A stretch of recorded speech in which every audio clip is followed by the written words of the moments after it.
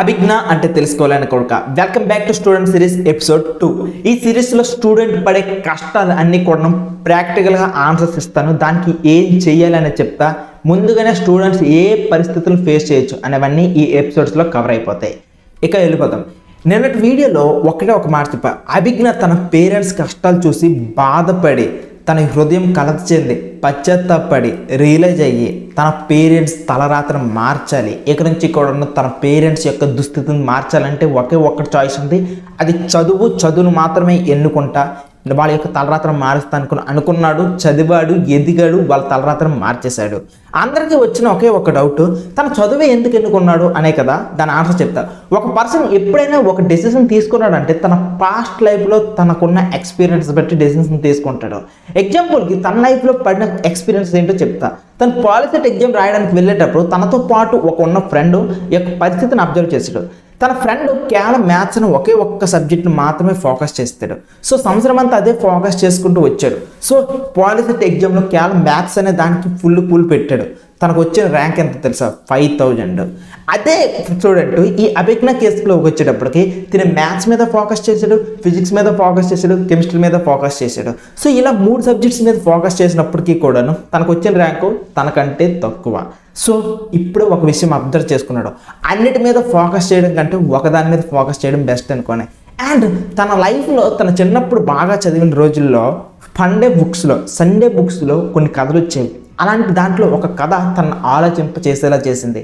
ఆ కథే మళ్ళీ తిను బాగా కింద పడిపోయిన తర్వాత, బాగా వ్యసనాలకు అలవాటు పడిపోయిన తర్వాత, బాగా జాయ్కి వెళ్ళిపోయిన తర్వాత అదే కథని ఒక యూట్యూబ్లో విన్నాడు. అదే వీడియోని యూట్యూబ్లో విన్నాక తన సిచ్యువేషన్ మారిపోయింది. ఒక మాట ఉంటుంది కదా, వినే టైము చెప్పే మనిషి బట్టి విషయం విలువే మారిపోద్దని. అదే తన జీవితంలో కూడా రియల్ అయ్యింది. సో మీకు ఆన్సర్ దొరికే ఉంటుంది. ఈరోజు అభిజ్ఞ ఆ కథే మీకు చెప్తున్నా. అభిజ్ఞ జీవితంలో ఎందుకు ఒక డెసిషన్ని తనకి ఏదైతే బాగా వచ్చాయనుకుంటున్నారో ఆ డెసిషన్ని తీసుకునే కథ చెప్తా. సో ఒక అబ్బాయి ఉన్నాడు. ఆ అబ్బాయి చిన్నప్పటి నుండి పుట్టుకతో ఒక చెయ్యి లేకుండా పుడతాడు. సో చిన్నప్పటి నుండి చెయ్యి లేకపోవడం వల్ల వాళ్ళ పేరెంట్స్ కూడాను నా బిడ్డకి ఆ చెయ్యి లేదు అనే లోటు తెలియకూడదు అనుకొని చెప్పి చాలా గారాభంగా తను ఒక ఇండిపెండెంట్గా బతికేటట్లు చాలా బాగా ట్రైన్ చేస్తారు. తన అవసరాలన్నీ చూసుకుంటారు. తన ప్రతి కష్టాన్ని షేర్ చేసుకుంటారు. తనకు చెయ్యలేదు అనే ఫీలింగ్ రానివ్వకుండా పెంచుతారు. కానీ ఒకానొక రోజు ఆ స్టూడెంట్ బాగా పనిచేస్తూ ఉన్నాడు. పనిచేసిన తర్వాత ఒకసారి పని చేయాల్సి వచ్చింది. ఆ పని 2 చేతులతో కలిపి చేయాల్సిన పని. ఎంతగానో ట్రై చేసాడు, అవ్వట్లేదు. ఇంట్లో అమ్మలేదు. కానీ సడన్గా వాళ్ళ నాన్న బయట నుండి వచ్చిన తర్వాత వాళ్ళ నాన్న ఫేస్లో కాస్త ఇబ్బందిగానే ఉంది. ఏదో వర్క్ టెన్షన్లో ఉన్నారు. కానీ అలాంటి టైంలో ఇతను వెళ్ళి, నాన్న నాకు ఇది కొద్దిగా చేసేస్తావంటే, ఉండరా, ఎప్పుడు చూసినా నీతోనే ఒక యాతన అయిపోయింది. ఎప్పుడు చూసినా నీకు ఏదో ఒకటి చెయ్యాలి. కనీసం ఒక పని నీ పని నువ్వే చేయలేనప్పుడు నీకెందుకురా ఈ బతుకు అనేసాడు పొరపాటున. ఆ మాట తనకు చాలా గుచ్చుకుంది. చాలా బాధ అనిపించింది. ఇండిపెండెంట్గా ఉండాలనుకునే ఈ అబ్బాయి యొక్క మనసు మీద చాలా బాధ వేసింది, చాలా రియల్గా. అప్పుడే కొన్ని రోజులు ఆలోచించి అదే బాధతో ఒక డెసిషన్ తీసుకుంటాడు. ఇక నుంచి కూడాను నేనేంటో ప్రూవ్ చేసుకోవాలి. ఇక నుంచి కూడాను నేను ఎవరిపైన ఇండిపెండెంట్ అవ్వకూడదు అనుకుని. అందుకోసం తను ఒకటి ఎంచుకున్నాడు. నేను కుంగ్ఫూ నేర్చుకోవాలి. కుంగ్ఫూ నేర్చుకొని నా శరీరంలో ఉన్న ప్రతి దాన్ని కూడా నేను ఎఫెక్టివ్గా యూజ్ చేసుకోవాలని అనుకుంటాడు. వెళ్ళాడు. రకరకాల ట్రైనర్లను కలుస్తున్నాడు. ప్రతి ట్రైనర్ కూడాను కుంగ్ఫూ ఈ మార్షల్ ఆర్ట్స్ అనేవి చాలా డేంజర్. నీలాంటి ఒక చేయలేని వాడికి ఇది చాలా ఇబ్బంది అయిపోద్ది. సో నేను యాక్సెప్ట్ చేయలేను. నువ్వు ఈ డెసిషన్ని మూర్ఖత్వంతో తీసుకున్నావు. దయచేసి వెనక్కి వెళ్ళిపో అనుకుని చెప్పాడు. ఇలా రకరకాలుగా వెళ్తున్న ప్రతిసారి కూడాను ప్రతి ట్రైనర్ కూడాను ఇలానే అంటున్నాడు. సో ఇలా మనసు గడుస్తుంది. తన ఇంటి నుండి కూడా వెళ్ళిపోయాడు. ఇంటి నుండి వెళ్ళిపోయి వేరే దగ్గర పని చేసుకున్న హోటల్లో అయినప్పటికీ కూడా ఇదే పని చేసుకుంటూ రకరకాల ట్రైనర్లు కలుస్తూనే ఉంటాడు. ఒకనొక రోజు ఒక ట్రైనర్ దగ్గరికి వెళ్ళి ఇక ఫిక్స్ అయిపోయాడు ఇక్కడ నేర్చుకోవాలనుకుని. అలా నేర్చుకుంటూ ఆయన దగ్గరికి వెళ్ళి అడ్మిన్స్కి సేమ్ స్టోరీ. నీకు ఒక చెయ్యలేదు, నేను రిస్క్ చేయలేను, ప్లీజ్ నువ్వు వెళ్ళిపో అనుకున్నంటే ఈ అబ్బాయి పట్టుపట్టేసి అక్కడే ఉండిపోతాడు. చాలా రోజులు అక్కడే వెయిట్ చేసుకుంటూ ఉండిపోతాడు. ఇలా అయితే గురువుగారు మాట వినరు అనుకొని ఇక నుంచి తిండి తినకంట వాళ్ళ ఇంటి ముందు అలానే ఉండిపోతారు. ఎప్పుడైతే అలా ఉండిపోవడం ఉంటారో ఆ గురువు కూడా అబ్జర్వ్ చేస్తారు. తిన్ని చిన్న ఆకతాయి అనుకున్నా, ఏదో మంచి ఊపులో ఉన్నప్పుడు డెసిషన్ తీసుకున్నాడు, ఏదో కష్టంలో ఉన్నప్పుడు ఒక డెసిషన్ తీసుకున్నాడు అనుకున్నాడు. కానీ తన యొక్క డ్రీమ్ చాలా బిగ్, తన డెసిషన్ అనేది చాలా ఆలోచించి తీసుకున్నాడు, అన్నిటికన్నా మించి చాలా కమిట్మెంట్తో ఉన్నాడు అనే విషయం అర్థమైంది. అప్పుడు ఆ స్టూడెంట్ యొక్క అడ్మిషన్ని ఇతను యాక్సెప్ట్ చేశాడు. సో ఇతను అడ్మిషన్లో యాక్సెప్ట్ చేసిన తర్వాత తనకు ఒక మాట అన్నాడు, ఈరోజు రా, మొత్తం అబ్జర్వ్ చేయి, రేపటి నుండి కూడా నీకు క్లాసెస్ స్టార్ట్ చేస్తాను అనుకున్నాను. ఇది ఆ మాట తనలో చాలా జాయ్ నింపింది. ఇదే మాట తనలో ఒక నమ్మకాన్ని నింపింది. ప్రయత్నిస్తే ఏదైనా అవుతుంది, అవ్వదు అనుకున్న ఇంతమంది నా అడ్మిషన్ తీసుకునే అన్న వాళ్ళు కూడా ఈరోజు తీసుకునేలా వచ్చింది అంటే అనుకుంటూ అవుతుంది అనే మాట తనలో గుండెలో స్థిరంగా నిలబడిపోయింది. సో ఇదే అబ్బాయి ఏం చేశాడంటే నెక్స్ట్ రోజు వచ్చాడు. గురువుగారు ఒక పంచ్ నేర్పించారు. ఆ ఒక చేతితో వచ్చే పంచ్ అది 15 minutes ప్రాక్టీస్ చేశాడు. అలా అదే పంచ్ని రోజు ప్రాక్టీస్ చేస్తూ ఉన్నారు. సో రోజులు గడుస్తున్నాయి, మంత్స్ గడుస్తున్నాయి, 6 months అయిపోయి తనతో పాటు ఉన్న కొంతమంది ఫ్రెండ్స్ అదే క్యాంపస్లో, అరే గురువుగారు నీకు ఏదో మోసం చేస్తున్నట్టు అనిపించట్లేదా, మేమందరం కూడాను ఇన్ని సంవత్సరాల్లో రకరకాలవన్నీ నేర్చుకున్నాం, ఇదే మార్షల్ ఆర్ట్కి సంబంధించి మా యొక్క కోర్స్ అనే దాంట్లో మేము చాలా నేర్చుకున్నాం, కానీ నీ పరిస్థితి ఏంటి, నిన్ను స్టార్టింగ్ నుండి అబ్జర్వ్ చేస్తాను, నీకు రోజు వస్తావు ఆ ఒక పంచే ప్రాక్టీస్ చేస్తూ వెళ్ళిపోతావు, రోజు వస్తావు ఒక పంచే ప్రాక్టీస్ చేస్తూ వెళ్ళిపోతావు, అరే గురువుగారు నీకు ఎందుకు మోసం చేయాలని అనుకున్నారేమోరా అంటే తినకు కూడాను మనసులో అదే కలిగింది. నాకు మార్షల్ ఆర్ట్స్ మొత్తం నేర్పించారంటే ఒకటే నేర్పిస్తున్నారు ఏంటి అనుకుని బాధతో వెళ్ళి గురువుగారికి అంటారు, సార్ మీరు నాకు మోసం చేయాలని అనుకుంటే, మీరు నాకు నేర్పించడం అని అంటే ఆ రోజు అనేయాల్సింది కదా సార్, నేను వేరే గురువు దగ్గరికైనా వెళ్ళిపోయేవాడిని, ఇప్పుడు నా చేతిలో ఉన్న విలువైన టైం కూడా మీరు అలా క్లోజ్ చేస్తారు, ఎందుకు సార్ ఇలా చేశారంటే గురువుగారికి చాలా కోపం వస్తుంది.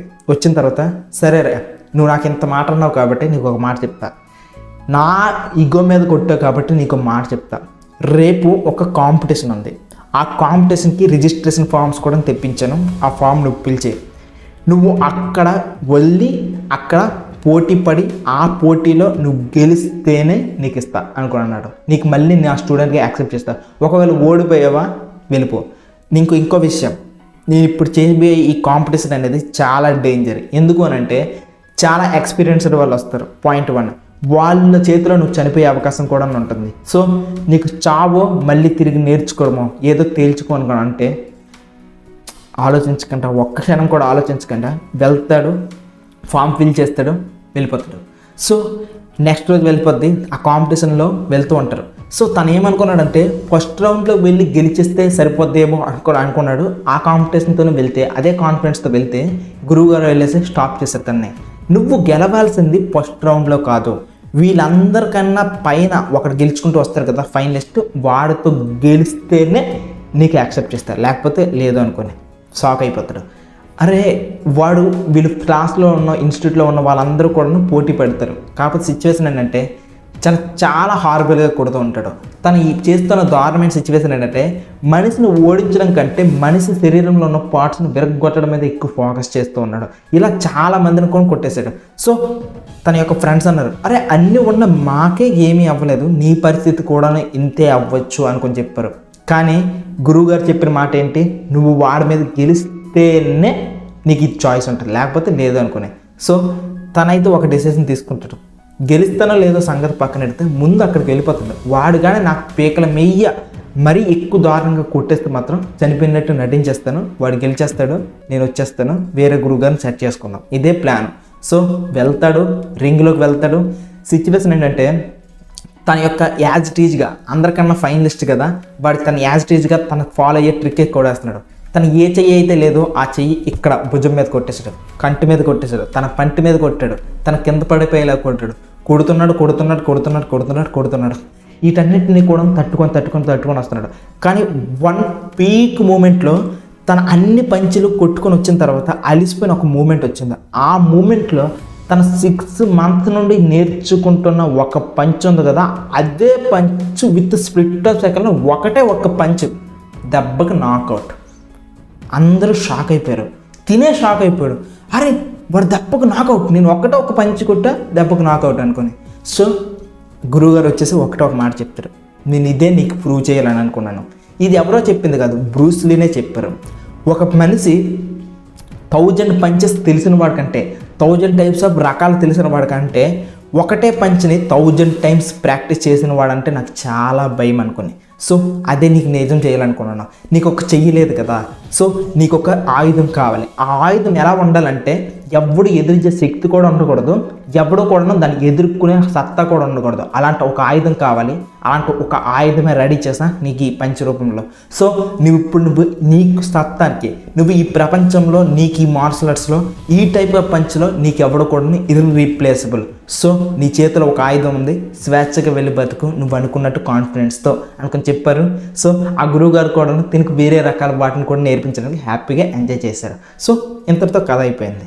ఈ కథలో మోరల్ ఏంటి అని చూసుకున్నట్లయితే, ఒక మనిషి రకరకాల వాటి మీద ఫోకస్ చేయడం కంటే ఒకటే దాని మీద ఫోకస్ చేస్తే బ్యూటిఫుల్ రిజల్ట్స్ ఉంటాయి. సో ఈ కథ ఏం చెప్తుందంటే, మన పేరెంట్స్ లేకపోతే మన గ్రామస్తులు, మన విలేజెస్లో న్యూస్ పేపర్ చదువుతూ ఉన్న వాళ్ళు ఉంటారు కదా, వాళ్ళు అన్ని విషయాలు మాట్లాడుతూ ఉంటారు. కానీ ఏదైనా ఒక స్పెసిఫిక్ పాయింట్ అడిగితే మాత్రం బ్లర్ అయిపోతుంటారు. నాకు తెలుసు కానీ సరిగ్గా తెలియదు అంటారు. అండ్ ఇంకొక ఎగ్జాంపుల్ చెప్తా. స్కూల్లో ఆర్ కాలేజ్లో గేమ్స్ చాలామంది ఆడుతుంటారు. క్రికెట్ ఆడతారు, బాస్కెట్బాల్ ఆడతారు, వాలీబాల్ ఆడతారు, ఇలా రకరకాల గేమ్స్ ఆడుతూ ఉంటారు. కానీ ఏ గేమ్ కాంపిటీషన్, సీరియస్ కాంపిటీషన్ పెట్టినా సరే గెలవరు. ఇంకొక ఎగ్జాంపుల్ చెప్తా. కొంతమంది ఉంటారు అన్ని పనులు చేయాలని అనుకుంటారు, కానీ ఏ పనిలో కూడా సరైన సత్తా ఉండట్లేదు. వీటన్నిటి కేసులో కూడా మీకు ఒకటి చెప్తుంది, Jack of all trades but master అని నన్ను. సో అన్నిట్లో కూడా ఏదో కొద్దిగా తెలుసు, కానీ దేంట్లో కూడా మాస్టర్ కాదు. దీనివల్ల వచ్చే రిజల్ట్ ఏంటి అనేది కాస్త పక్కన పెడితే ఈసారి వేరే సిచ్యువేషన్ చూపిస్తా. ఒక న్యూస్ పేపరే చదువుతాడు, కేవలం క్రికెట్ సంబంధించిన న్యూస్ మాత్రమే చెప్తాడు. సో దానికి మాత్రమే ఫోకస్ చేసి ఒక క్రికెట్ అనలిస్ట్లా మాట్లాడతారు, ఒక క్రికెట్ అనాలిసిస్ చేస్తారు. నెక్స్ట్ ఏ టీంకి ఎంత పాసిబిలిటీ ఉండదని పక్క యాక్యురేట్తో చెప్తారు. వాడు న్యూస్ పేపరే చదువుతాడు, కేవలం ఇంటర్నేషనల్ రిలేషన్స్ మాత్రమే చదువుతాడు, ప్రొఫెసర్ జయశంకర్లా మాట్లాడతాడు. అవసరమైతే ఇండియాకి కావాల్సిన ఏదైనా ఒక ఇంపార్టెంట్ డెసిషన్ చెప్పు అంటే దానికి ఆన్సర్ చెప్తాడు. ఒక న్యూస్ పేపర్ మాత్రమే చదువుతాడు, డిఫెన్స్ రిలేటెడ్ మాత్రమే చదువుతాడు. డిఫెన్స్ రిలేటెడ్ ఉన్న ప్రతి టెక్నాలజీ పైన ఒక సెమినార్ ఇచ్చే సత్తా ఉన్నంతగా చదువుతాడు. సో మీకు అర్థమవుతుంది కదా, ఒకటే దాని మీద ఫోకస్ చేసి దాని మీద రిజల్ట్ ఏ రకంగా ప్రొడ్యూస్ చేయొచ్చు అనుకునే. సో నేను చెప్పే సిచ్యువేషన్ ఏంటంటే మొత్తము కూడాను ఇదే. సో ఒక్క దాని మీద ఫోకస్ చేసి ప్రాణం పెట్టి నేర్చుకుంటే అది నిన్ను మాస్టర్ చేస్తుంది, ఇర్రీప్లేసబుల్ చేస్తుంది. ఈ సుఖంలో, ఈ లోకంలో ఎవడైనా సక్సెస్ అవుతాడు అంటే ఆడు ఒకడే. వాడు చేసే పని లాగా వేరే వాడు ఎవడు చేయలేకపోతే వాడు సక్సెస్ అయినట్టు, అంతే. సో నువ్వు రీప్లేసబుల్ కానంత వరకు కూడా you are the success. So అలాంటి రీప్లేస్ కానటువంటి స్కిల్ అనేది నేర్చుకో అనుకో నీకు చెప్తున్నా. అయితే ఇక్కడ ఈ మొత్తం సిరీస్లో నీకు చెప్పాల్సింది, ఈ మొత్తం దాంట్లో ఒకటి చెప్తున్నా చూడు, ఈ మొత్తం ప్రాసెస్ అంతా కూడాను చాలా కష్టమైన ప్రాసెస్. ఎందుకు అంటే ఒకటే పని చాలాసార్లు చేస్తే బోర్ వస్తుంది. కానీ ఒకటే చెప్తున్నా, ఈ బోర్ అనే దాన్ని ఎవడైతే లీడ్ చేస్తారో, ఈ బోరింగ్ థింగ్సే రోజు కూడా చేసుకుని వెళ్తే వాడే సక్సెస్ అవుతారు. విరాట్ కోహ్లీ ఒక మాట అంటాడు, నా లైఫ్ అంత బోరింగ్ లైఫ్ ఎవరికి ఉండదు అనుకొని. మరో మాట చెప్పనా, దీన్నే తిరిగేసి విరాట్ కోహ్లీ లాంటి సక్సెస్ఫుల్ లైఫ్ కూడా చాలా తక్కువ మందిగా ఉంటుంది, చాలా అరుదుగా ఉంటుంది.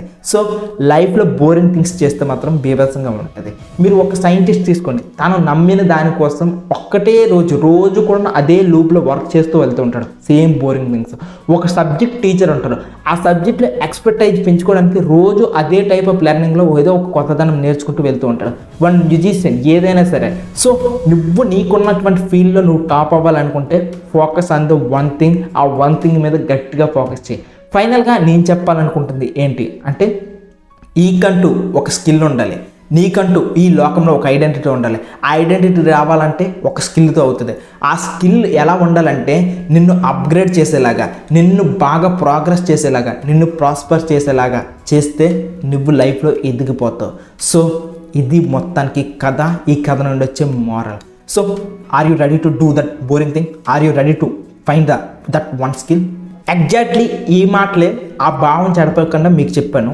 ఈ మాటలే అభిజ్ఞలో ఆలోచన రేకెత్తించింది. సో నా చిన్నప్పుడు నేను ఏది బాగా చేశాను, ఏది చేస్తే నాకు హ్యాపీనెస్ వచ్చేది, దేంట్లో నేను మాస్టర్ అని ఫైండ్ అవుట్ చేశాడు. సో ఆ బోరింగ్ థింగ్ తను సెలెక్ట్ చేసుకున్నది చదువుతోనే తన తలరాతను మార్చుకోవాలని అనుకున్నాడు. కానీ ఈ సిరీస్ మొత్తాన్ని కూడా నేను పక్కా ప్రాక్టికల్గా తీసుకుని వెళ్ళాలనుకుంటున్నాను. ఇక్కడ ఫోటో కనిపిస్తుంది కదా, ఇదే సిచ్యువేషన్ అభిజ్ఞకు కూడాను కనిపించింది. సో ఫస్ట్ స్టెప్ చాలా హార్డ్గా ఉంది, ఎందుకంటే తను ఎప్పటి నుండో తన యొక్క చదువుని విడిచిపెట్టేశాడు. ఇప్పుడు తిరిగి కంబ్యాక్ ఇవ్వాలని అనుకుంటే ఆ ఫస్ట్ స్టెప్ చాలా పెద్దగా ఉంది. దీనివల్ల ఏమైంది తెలుసా, తన పేరెంట్స్కి ఏమీ చేయలేకపోతున్నాననే బాధ ఒకవైపు పెరిగిపోతే తిరిగి నాకు ఇష్టమైన చదువును కూడాను నేను చదువుకోలేకపోయినా అప్పట్లాగా లేనే అనే కంపారిజన్తో బాధపడిపోయి డిప్రెషన్లోకి వెళ్ళిపోయాడు. అభిజ్ఞ ఈ డిప్రెషన్ నుండి బయటపడ్డా లేదా ఎపిసోడ్ 3లో చూద్దాం.